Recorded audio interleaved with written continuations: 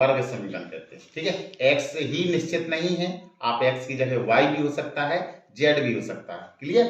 तो ये रूप होता है द्विघात समीकरण का, ax² plus bx plus c और बराबर 0। द्विघात समीकरण के बेटा मूल कितने होते हैं? दो मूल होते हैं। जितनी x में घात होती है, जैसा कि मैंने पिछली कक्षा में आपको बताया, जितनी x की अधिकतम घात होती है उतने ही मूल होते हैं। तो यहाँ पर x की अधिकतम घात 2 है, इसलिए इसके द्विघात समीकरण के मूल कितने होते हैं? 2 होते हैं, जिनको हम एक को अल्फा कहते हैं और दूसरे को बीटा कहते हैं। ठीक है, अब हम इसके बारे में और आगे अध्ययन करते हैं। जैसे अगर प्रश्न में अगर आपका रूप ऐसा दिया जाए द्विघात समीकरण और आपसे कहा जाए कि मूलों का योगफल ज्ञात कीजिए, मूलों का योगफल, अगर कभी भी हमें बेटा मूलों का योगफल ज्ञात करना हो तो क्या करना है कि आपको यहाँ पे लिखना है माइनस के b और बटे में a लिख देना है। बस बेटा यही आपका आंसर है। इसको आप बेटा सूत्र के रूप में याद कर सकते हैं कि मूलों का योगफल कभी भी पूछा जाए तो क्या लिखना है? माइनस के b और बटे में a लिख देना है। अगर आपसे बेटा प्रश्न ये कहता है कि मूलों का गुणनफल ज्ञात कीजिए, गुणनफल, तो कभी भी गुणनफल पूछा जाए तो बस क्या कर देना है? c बटे a। जैसे मान लीजिए कि सपोज दैट मैंने एक प्रश्न लिया, मैंने लिखा 3x² माइनस के 5x प्लस में 6 और बराबर में 0 लिखा। क्लियर? अब आपको सबसे पहले तो क्या करना है कि कभी भी मूलों का योगफल निकालना हो, मूलों का गुणनफल निकालना हो, तो सबसे पहले आपको क्या करना है कि इस समीकरण की द्विघात का जो व्यापक समीकरण है उससे तुलना करा देंगे। क्या करेंगे? दिए गए समीकरण की द्विघात समीकरण ax² plus bx plus c से बराबर 0 से क्या करने पर? तुलना करने पर आप क्या करेंगे? इसकी तुलना करा देंगे। क्लियर? तो a के स्थान पे क्या है? तुलना कौन सा होता है? व्यापक समीकरण कौन सा है आपका? ax²। तो देखेंगे x² से x² मिल गया, a के स्थान पे कितना लिखा हुआ है? 3। b के स्थान पे कितना है? चिन्ह सहित मान बताना है, x से x हो गया, b के स्थान पे कितना लिखा है? माइनस के 5। c के स्थान पे कितना लिखा हुआ है? तो c के स्थान पे लिखा है 6, तो 6 लिख दिया। अब आपको बेटा क्या निकालना है? मूलों का योगफल निकालना है। तो मूलों का अगर योगफल निकालना है तो आप क्या करेंगे? जैसे कि मैंने यहाँ पे लिखा हुआ है, मूलों का योगफल का फॉर्मूला क्या होता है? माइनस के b और बटे में a। तो b कितना दिया गया है? माइनस के 5, यहाँ पे रख दीजिए, माइनस पहले से ही लिखा हुआ है और माइनस के 5 और बटे का निशान लगाएंगे a के स्थान पे कितना लिखा हुआ है? 3, तो माइनस का गुणा माइनस करेंगे प्लस, तो 5 बटे 3। तो इस प्रकार से हम मूलों का योगफल ज्ञात कर सकते हैं। अगर आपसे कहा जाए मूलों का गुणनफल ज्ञात कीजिए तो गुणनफल का फॉर्मूला लगाएंगे, क्या होता है? c बटे a। यहां पर जरा देखेंगे c के स्थान पे कितना लिखा हुआ है? 6 बटे a के स्थान पे कितना लिखा हुआ है? 3। कट रहा है तो काट दीजिए, 3 दूनी 6। तो इस प्रकार से बेटा हम मूलों का योगफल और मूलों का गुणनफल ज्ञात कर सकते हैं। कब ज्ञात कर सकते हैं? जब आपको द्विघात समीकरण दिया जाए और आपसे कहा जाए कि इसके मूलों का योगफल निकालना है और मूलों का गुणनफल निकालना है। तो सबसे पहले आपको इस तरीके से प्रश्नों को हल किया जाता है। स्टॉप करते हैं। कैसे पूछ सकता है? ऐसे पूछ सकता है कि जब दो मूल कौन कौन से होते हैं? एक अल्फा और एक बीटा। जब दो मूल दिए हों तो द्विघात समीकरण बना, तो द्विघात समीकरण बना। आपको कैसा कि जब कभी भी बेटा दो मूल दिए जाएं, कभी भी दो मूल दिए हों और आपको द्विघात समीकरण बनाना हो तो हम कैसे बनाते हैं? जैसे मान लीजिए सपोज दैट आपको प्रश्न ऐसा दिया गया, कैसे कि आपको दो मूल दिए गए हैं, इन मूल का दूसरा नाम शून्यक भी होता है। क्या नाम होता है इसका? दूसरा नाम शून्यक। क्लियर? तो जैसे मान लीजिए दो मूल आपको एक अल्फा दिया और एक आपको बीटा दिया गया है। अल्फा का मान लीजिए कि दिया गया है 5 माइनस √3 और ये लिखा होगा 5 प्लस √3। जरूर नहीं कि ऐसे ही मान दिए होंगे, कैसे भी हालत में दिए जा सकते हैं। क्लियर? आपको दो मूल दिए गए हैं और आपको द्विघात समीकरण बनाना है।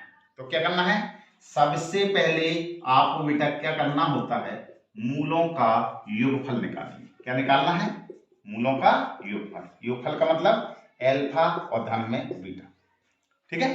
दोनों का योगफल कर लिए, तो मूलों का योगफल निकालना है। तो क्या करना है आपको, अल्फा जनिक दोनों मूलों को आपको क्या कर देना है, जोड़ देना है, ठीक है। इसमें कभी भी फॉर्मूला माइनस के बी बटे ए नहीं लगाएंगे। कब लगाना है माइनस के बी बटे ए, जब आपको द्विघात समीकरण खुद दिया जाए। क्लियर। तो यहां पर लिखा मूलों का योगफल क्या है, अल्फा धन बीटा। अल्फा का मान कितना दिया गया है, 5 माइनस √3 प्लस 5 प्लस √3। √3 से √3 कैंसिल हो गया, 5 5 कितना हो गया 10। ये आपका निकल के आया मूलों का योगफल। अब आपको बेटा निकालना है मूलों का गुणनफल। मूलों का गुणनफल, तो गुणनफल में क्या करना है, अल्फा इंटू बीटा, यानी कि दोनों का गुणा करा दीजिए। तो अल्फा कितना दिया गया है आपका 5 माइनस √3, बीटा कितना दिया गया है 5 प्लस √3। अब आपका क्या है, एक बार जुड़ा है और एक बार घटा है। तो फॉर्मूला कौन सा होता है, ये आपने फॉर्मूला सीखा है, a प्लस बी। और a माइनस बी कभी भी लिखा हो तो काय का फॉर्मूला होता है a square minus b square का। तो a के स्थान पे कितना मान दिया गया है बेटा 5। तो इसको यहाँ पे हल कर दे रहे हैं, कितना है, a के स्थान पे 5 है तो 5 के स्क्वायर कर दीजिए, माइनस का चिन्ह, बी स्क्वायर और b के स्थान पे कितना लिखा है √3 और इसका होल स्क्वायर कर दीजिए।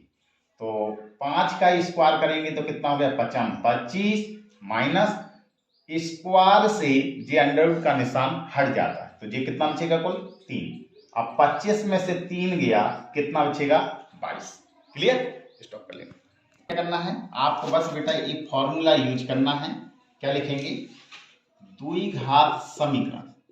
द्विघात समीकरण, तो जब कभी भी द्विघात समीकरण बनाना हो तो आपके लिए एक फॉर्मूला होता है। क्या होता है कि x स्क्वायर लिखेंगे, माइनस का चिन्ह लगा देंगे और यहां पर लिखेंगे मूलों का योगफल।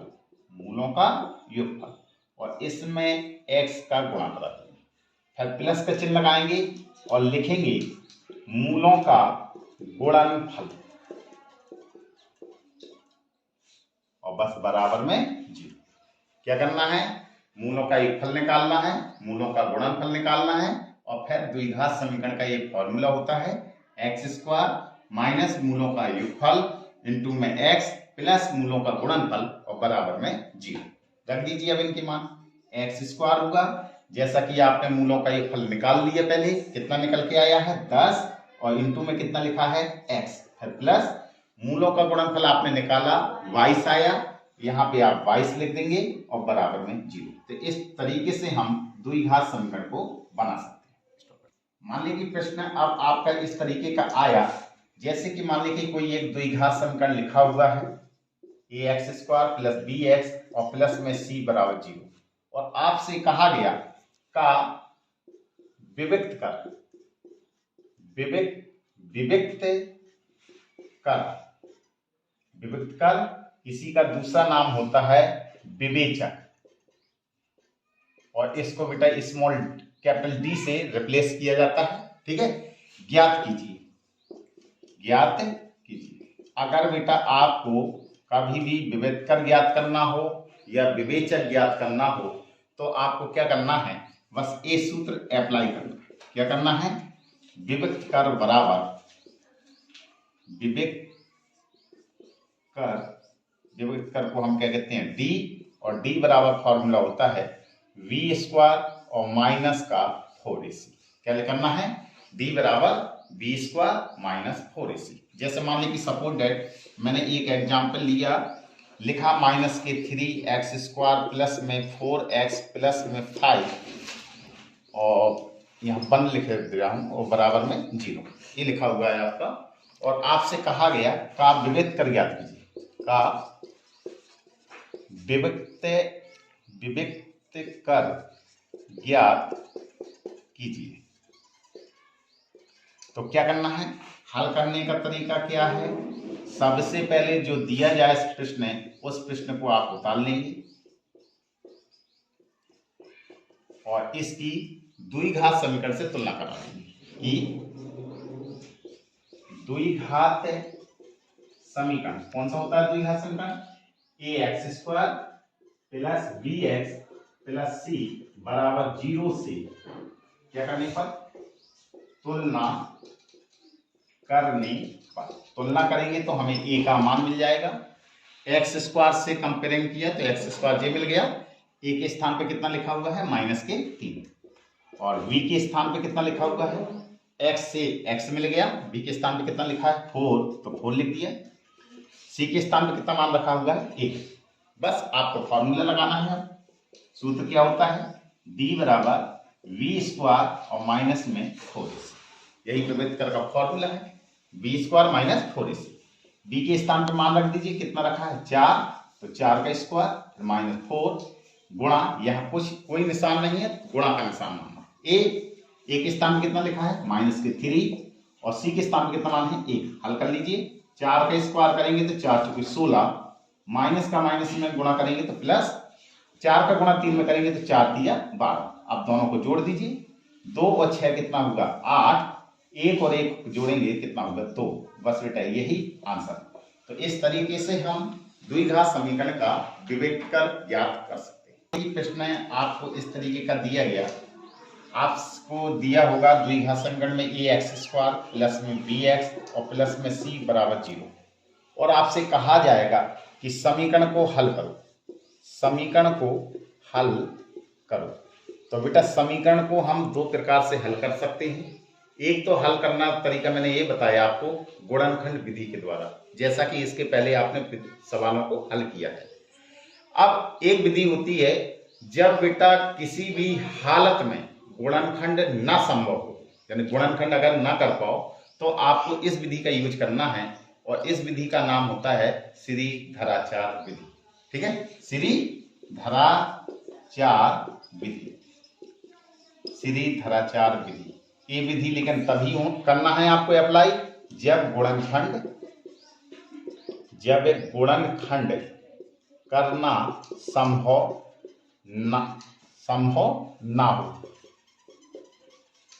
जब कभी भी हम गुणनखंड ना कर पाए तो आपको इस विधि का यूज करना है, श्रीधराचार्य विधि। कैसे करेंगे जी बेटा, आपका x के रूप में समीकरण है तो आप लिखेंगे x बराबर का निशान लगा देंगे।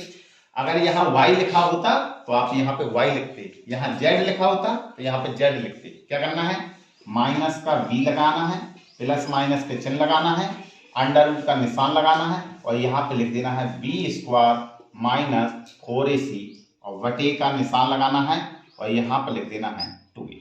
क्या लिख देना है 2a। ठीक है, इसके बेटा दो ही मूल हैं।